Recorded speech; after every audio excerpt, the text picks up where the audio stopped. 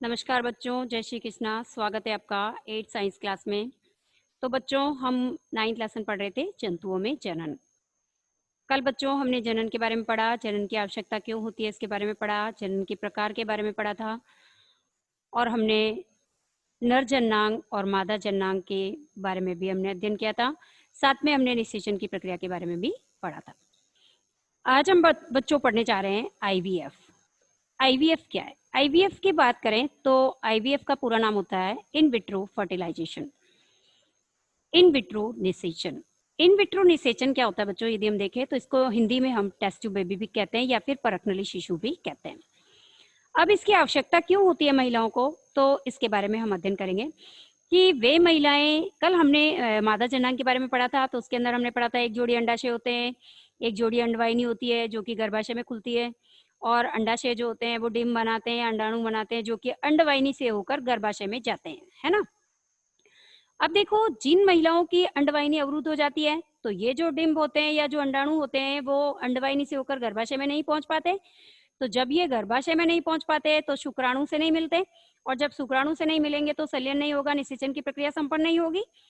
तो फिर न तो युग्मनज बनेगा और न ही जो है न्यूबॉर्न बेबी का विकास होगा। तो इसीलिए वे महिलाएं जिनकी अंडवाहिनियां अवरुद्ध हो जाती है तथा अंडाणु जो होते हैं वो गर्भाशय तक नहीं पहुंच पाते हैं, उन महिलाओं के अंदर जो है आईवीएफ की आवश्यकता पड़ती है, या फिर उनको परखनली शिशु के द्वारा जो है वो उनके गर्भ में शिशु को डेवलप किया जाता है। अब आईवीएफ क्या होता है बच्चों, आईवीएफ के बारे में यदि हम जाने तो सबसे पहले क्या करते हैं कि महिलाओं का जो अंडाशय होता है वहां से हम अंडाणु को लेते हैं, डिंब को लेते हैं, है ना। और शुक्राणु जो होता है, पुरुष से हम शुक्राणु को लेते हैं, और अंडाणु और शुक्राणु को दोनों को टेस्ट ट्यूब के अंदर कुछ समय तक रखा जाता है ना। अब उचित तापमान पर उनको रखा जाता है। तो जब उनको उचित तापमान पर 1 सप्ताह तक रखा जाता है तो 1 सप्ताह के बाद वो जैगोट में परिवर्तित हो जाते हैं, यानी कि उनसे युग्मनज बन जाता है। अब ये जो युग्मनज बनता है बच्चों, इस युग्मनज को फिर क्या करते हैं कि माता के गर्भाशय के अंदर पुनः स्थापित कर दिया जाता है ना। क्योंकि माता के गर्भाशय, माता के जो मादा जननांग है उसके अंदर अंडवाहिनी अवरुद्ध है, इसीलिए जो है वो टेस्ट ट्यूब बेबी की आवश्यकता हो रही है। गर्भाशय में तो कोई गड़बड़ है ही नहीं। तो हम क्या करते हैं कि ये जो युग्मनज होता है, ये जो जैगुट होता है, इसको हम क्या करते हैं माता के गर्भाशय के अंदर जो है वो स्थापित कर देते हैं। और जब माता के गर्भाशय के अंदर इसको उचित तापमान, उचित जो है सारी सुविधाएं, फूड प्लेसेंटा के द्वारा सारा जो है सारी चीजें जो है इसको व्यवस्थित तरीके से वहां पर उसको उचित जो है वो वातावरण मिलता रहता है, जिसके कारण उसका विकास फिर अच्छे से होता रहता है। फिर वो धीरे धीरे भ्रूण में परिवर्तित होता है, उसकी कोशिकाएं विभाजित होती है युग्मनज की, फिर भ्रूण बनता है, फिर भ्रूण से वो गर्भ में परिवर्तित होता है, और फिर उसके अंदर जो है सभी अंगों का विकास होता है, उत्तक बनते हैं, अंग बनते हैं, फिर तंत्र बनते हैं, और फिर वो एक न्यू बॉर्न बेबी के अंदर विकसित हो जाता है। तो इस प्रकार से परखनली के अंदर जब जायगोट तैयार करके और हम शिशु का विकास करते हैं तो ये प्रोसेस क्या कहलाता है, ये परखनली शिशु के द्वारा जो है विकसित बच्चा कहलाता है। अब देखो, यहाँ पर सिर्फ हमने जायगोट तक ही परखनली के अंदर जो है वो विकसित किया है, उसके बाद तो हमने उसको माता के गर्भाशय में ही स्थापित किया है ना। तो हमारे दिमाग में जो गलत धारणा थी कि इसको जो है टेस्ट ट्यूब के अंदर ही पूर्ण रूप से डेवलप किया जाता है, तो ऐसा नहीं होता है। इसको सिर्फ जायगोट बनने तक ही टेस्ट ट्यूब के अंदर रखा जाता है, और फिर जायगोट बनने के बाद इसको माता के गर्भाशय में स्थापित कर दिया जाता है, और वहीं पर इसका पूर्ण विकास होता है। और फिर वो न्यू बॉर्न बेबी, जैसे एक बेबी जन्म लेता है गर्भ से, माँ के गर्भ से, ठीक उसी प्रकार से इसका भी जन्म होता है। समझ में आया? तो इसको हम कहते हैं आईवीएफ। प्रश्न आता है आपका, आपसे पूछा जाता है कि आईवीएफ का पूरा नाम बताइए। तो आईवीएफ का पूरा नाम है इन विट्रो निषेचन या फिर इन विट्रो फर्टिलाइजेशन।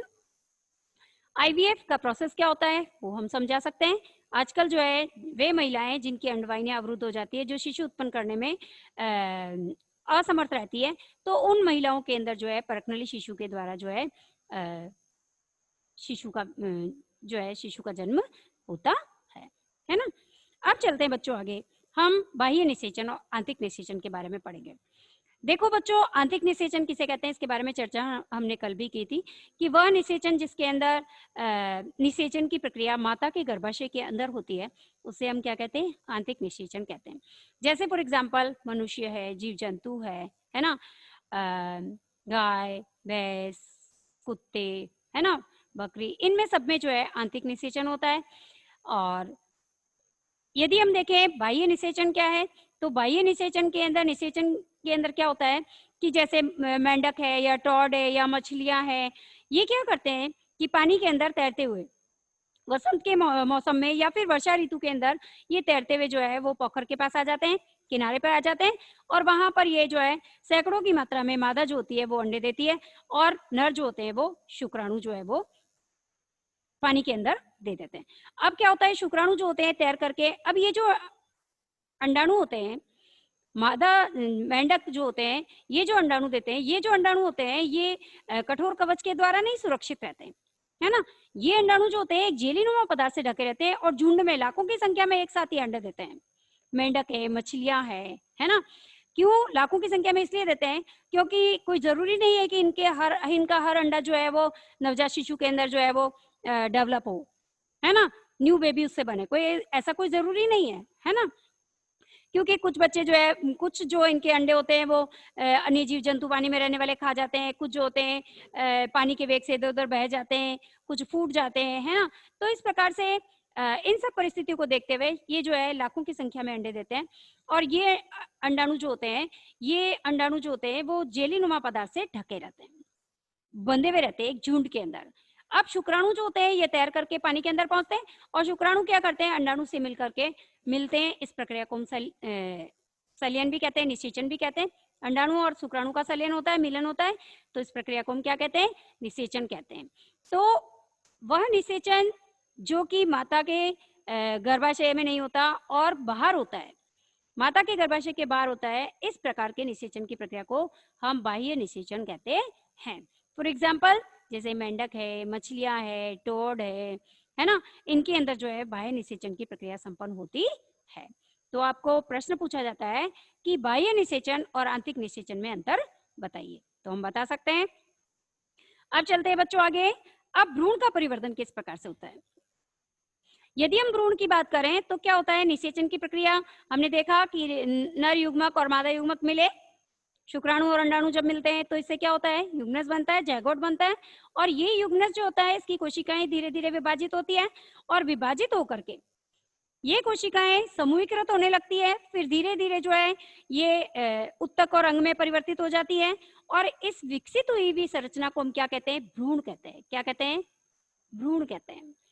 अब क्या होता है, ये तो अवस्था भ्रूण कहलाती है निषेचन की, लेकिन ये भ्रूण जो होता है धीरे धीरे इसके अंदर अंग जो होते हैं धीरे धीरे डेवलप होने लगते हैं, है ना। फिर जो है अंग हमें स्पष्ट रूप से थोड़े थोड़े जो है वो पहचानने में आने लगते हैं, हाथ, पैर, आंख, नाक, मुंह, है ना। तो ये जो अवस्था होती है, विभिन्न शारीरिक भागों का जब विकास होता है भ्रूण का, तो इस अवस्था को हम क्या कहते हैं, गर्भ। क्या कहते हैं, गर्भ कहते हैं। अब ये गर्भ जो होता है इसका विकास धीरे धीरे जो है वो होता रहता है माता के गर्भ में, है ना। माता के शरीर के अंदर गर्भाशय में इसका विकास होता रहता है। नवजात शिशु का विकास कहाँ होता है, माता के शरीर में, गर्भाशय में होता है। अब ये गर्भ जो होता है धीरे धीरे जो है इसके अंदर अंग जो होते हैं वो तंत्रों में डेवलप होते हैं, फिर जो होता है धीरे धीरे न्यूबॉर्न बेबी का विकास हो जाता है ना।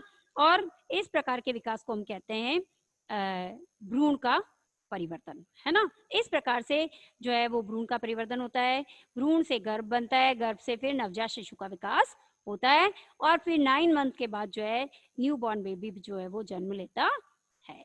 तो समझ में आया भ्रूण का परिवर्तन किस प्रकार से होता है। पहले निषेचन हुआ, निषेचन से अंडाणु शुक्राणु मिले, अंडाणु और शुक्राणु के मिलने की प्रक्रिया को हम संलयन, इन अंडाणु और शुक्राणु का जो संलयन हुआ इसको निषेचन कहा हमने, और निषेचन के बाद जैगोट बन गया, युग्नज बना, युग्नज की कोशिकाएं विभाजित हुई, विभाजित होकर उन्होंने उत्तक बनाए, उत्तकों से फिर अंग बने, और ये अवस्था तो कहलाती है भ्रूण। और धीरे धीरे अंगों से फिर तंत्र डेवलप होते हैं, है ना, पूर्ण रूप से विकसित अंग बनते हैं, तो ये अवस्था क्या कहलाती है, गर्भ।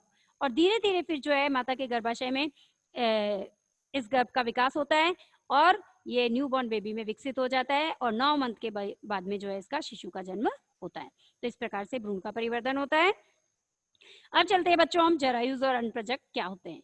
जरायुज और अनप्रजक की यदि हम बात करें तो जरायुज जो होते हैं वे जीव जो कि अपने समान शिशु को जन्म देते हैं उसे हम जरायुज कहते हैं, जैसे मनुष्य है, जीव जंतु है ना। और वे जंतु जो अपने समान अंडे देते हैं उन्हें हम क्या कहते हैं? अंडप्रचक कहते हैं। वे जंतु जो अपने समान शिशु को जन्म देते हैं उन्हें जरायुज कहते हैं, है ना, जैसे मनुष्य, जीव जंतु, है ना, आदि। और जैसे गाय है, भैंस है, बकरी है, ये सब जरायुज में आएंगे क्योंकि अपने समान शिशु को जन्म देते हैं। और वे जंतु जो कि अपने समान अंडे देते हैं, है ना, उसे हम क्या कहते हैं? अंडप्रचक कहते हैं। जैसे चिड़िया है, सांप है, कौवे है ना, और मुर्गी है ना, ये सब किस में आएंगे? अंडप्रचक में आते हैं। तो इस प्रकार बच्चों हमने जरायुज और अंडप्रचक के बारे में भी पढ़ा, बाह्य निषेचन, आंतरिक निषेचन के बारे में पढ़ा, भ्रूण का परिवर्तन किस प्रकार से होता है इसके बारे में पढ़ा, और हमने जो है IVF के बारे में भी पढ़ा। तो आज हमारी क्लास यहीं पर समाप्त होगी। धन्यवाद बच्चों, जय श्री कृष्णा। आपको समझ में आया होगा। नेक्स्ट टॉपिक हम नेक्स्ट क्लास में पढ़ेंगे।